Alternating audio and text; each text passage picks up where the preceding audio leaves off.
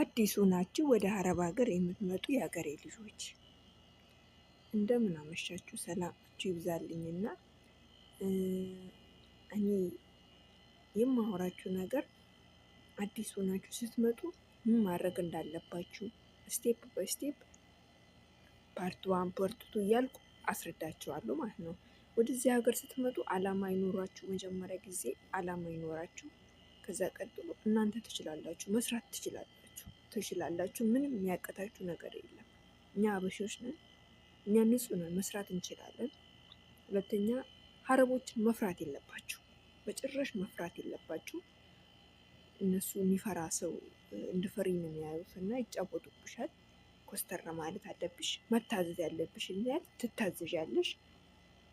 ያለችሽን መጀመሪያ ስትመጪ ያሳየችሽን እያንዳንዱ መስራት አለብሽ። እያንዳንዱን ነገር ያሳየችሽን ትሰሪያለሽ። ሁለተኛ ነገር ራሳችንን መጠበቅ አለብን። በጣም ራሳችንን በምግብ በንጽህና ራሳችንን መጠበቅ አለብን። በጣም አረቦች የሚከታተሉ ምግብ ንጽህና ማለት ነው። ንጽህና የራሳችንን ክፍላችንን እዚህ ክፍል ተኝ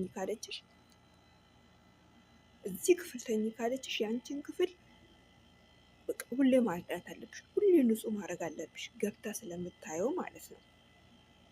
ንጹህ ክፍልሽን ታረጊያለሽ። ምግብሽን በአግባቡ ምሳሽን በፊት ለፊቷ ብትበይም ችግር የለም። በፊት ለፊቷ ምንም ያሰቅቅሽ ነገር የለም። ሳይበላ የሚኖር ሰው የለም። በመንፈስ አንኖርም። እኛ አበሾች ስንባል በመንፈስ አይደለም የምንኖረው።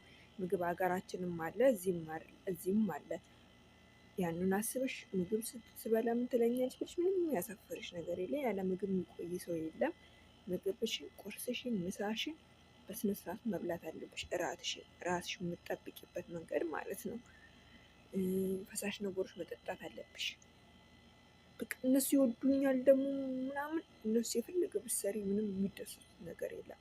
መጀመሪያ ለራስሽ ትኩረት አድርጊ። ስራሽን በአግባቡ ስሪ።